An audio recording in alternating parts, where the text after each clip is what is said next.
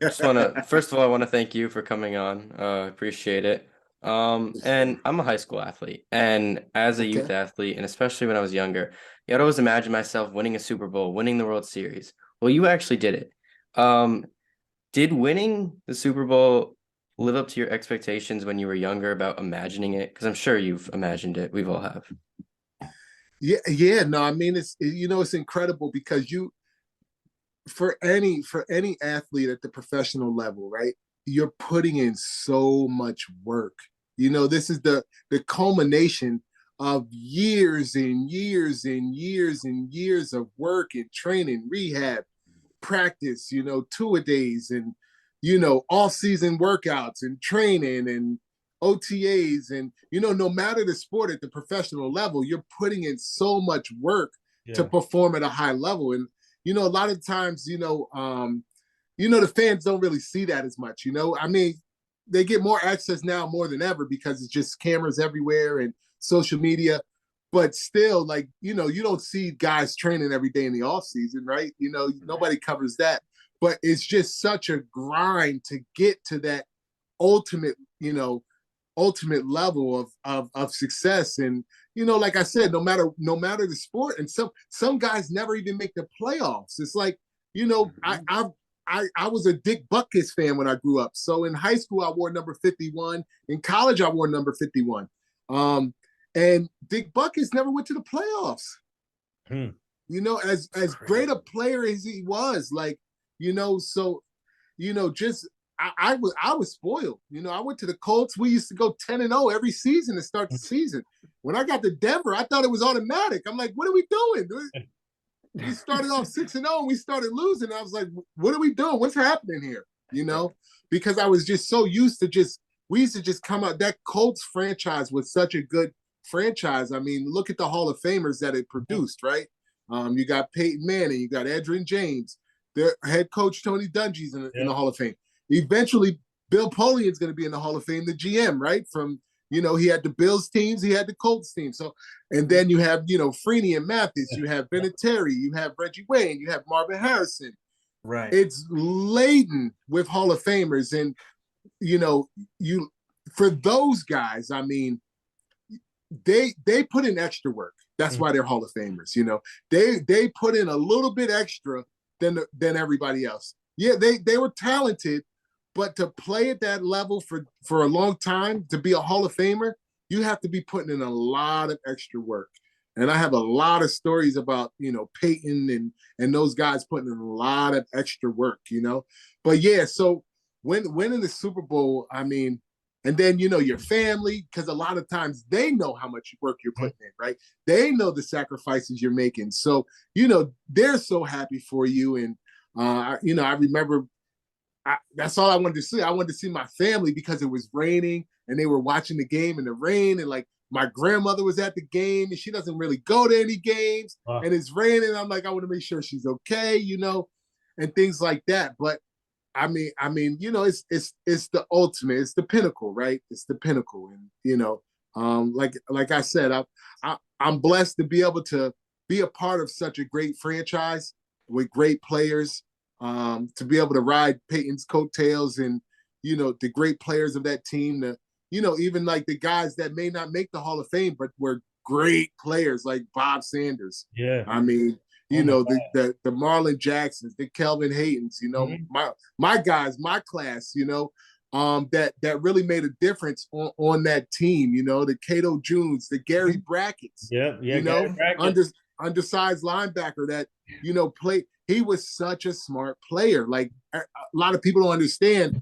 At his size, how is he able to last in the NFL? For a number of years, it's because he was such a smart player. And Mhm. then you have a smart player on offense with Peyton, and then you got the quarterback in the defense for us, which was Gary Brackett. So, I mean, for I got lucky. Those guys were putting in the extra work. I put in my work, but those guys were really. I rode their coattails, Wow. and the Freeneys and the Mathises. Hopefully, Mathis gets in. Me Yeah. and Nathan actually met at a place at a autograph signing in Woodbridge. I Wow. don't know if you heard of it, Woodbridge Brewery or Brewery Company. Uh huh. It used to be JJ Biddings, but yeah, a lot of good places here. Um, but one thing I wanted to ask, how did you get into like the game time mood before a game? Like I know for me, playing baseball, it's music and it's watching long home runs. That's what I've been using the last couple of years just to get focused and all of that. So what were you doing? So I think I can speak for most sports players, right? We have our routine and we're like superstitious, right? And Right. so we have our routines, we're superstitious. And like for me, I had like a particular playlist, whether it might change like yearly, but once it's like the year, like this is the playlist. It's like maybe a song will come on, none are going off. Like this is the playlist. So you know, I had my music. Um, and then I had the ski mask mindset. Mm-hmm. So Mm. when I was in Indianapolis, this is how the ski mask mindset actually came about. This is how the ski mask celebration came about. Let me start with that, okay? Since it's story time tonight, right? Nathan said I could tell all the stories I remember, so I'm gonna tell the ones I remember. So, I used to do this celebration where I used to put a ski mask on like virtually, right? Like my virtual ski mask. I don't even own a ski mask right now. I need to get one. But I used to put a virtual, and that was my celebration. But it was really because I have Freehold's finest tattooed on my arms right here, right? Okay. So I wanted to be able to like show my hometown a lot of love, right? So that I came up with this celebration to be able to show the hometown love. That's how the ski mask celebration first started. Wow. And and I would do it when I made a big play on special teams. Most of it was special teams. Made a big play or had a big hit. So if you see my big hits, like that's my celebration. It's the ski mask celebration. So Marvin Harrison saw me doing it, and he came over to me. He said, "Yo, D, that's dope, man. You look like a bank robber. You a bank robber, you know?" And we came up with this whole thing that we were bank robbers. And so before every game, during warmups, we would meet in the end zone and put on our ski masks before we went in the bank. Wow. And the game, you know, the game was like the stadium was like the bank. So you know, every game we would do that. And now his son, Marvin Harrison Jr., that's one of his celebrations. Oh wow. Is the ski mask. That's dope. Wow. That's dope. Wow. Story time. Yeah, Marvin called me coming back from I think it was maybe the Penn State game or something, but he was driving back and he called me. He said, and we were talking about his son, Marvin Harrison Jr. He said, "Hey D, man, you think he saw us putting our ski masks on? Where he got that celebration from?" I was like, he had to. Where else would he get it? You see, that's the difference, though. That's the difference. When your dad is an NFL star, you want to replicate things he does, right? When I'm your dad, you don't want to do anything I do. My kids are like, "Damn it, Dad, you a Jets fan?" Not a single one of my kids like the Jets. They're like, we learned what not to do following our dad. All right? I'm gonna start walking around the house. I'm gonna be yelling at kids. I'm just gonna ski mask all day long. I'm going in. Yes. I'm going in. Yes. You gonna clean that room today? Well, you punish him. Hey, you got to ski mask and tag me when you ski mask. Make sure I'll put you on my story.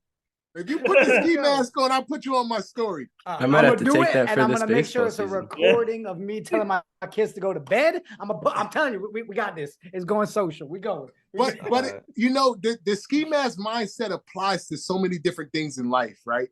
To be determined, to be unstoppable, to be fearless, to have a strategic plan, right? Right. To be daring, to be courageous, you know, you can apply it to so many different things in life. Like you might have to get up tomorrow morning and put your ski mask on to get through the day, you know? Who knows what to you're put the ski mask to get through this Knicks game this evening. What are you talking about? Yeah. I'm pretty big into wings, and obviously we're right now in the same area. Do you have a go-to wing place around here? I mean, I don't know how you feel about wings, but like I feel like I have a go-to wing spot around here. I just had the wings the other night, but that was like I was in New York. You know, Big Shot's wings aren't bad. Big Shots. yeah. Oh, they're so Big good. Shots. They're so good. Big Shots has some good wings. So I might give, Big Shots needs to give you guys a sponsorship, to start sponsoring the show, and we'll promote them. We'll promote their wings. Hey, they had to give us a sponsorship now because we hosted an event in their place with Leonard Martin. Right. Right, exactly. But we need that weekly sponsorship on the show. I'll give you guys my consulting fee on the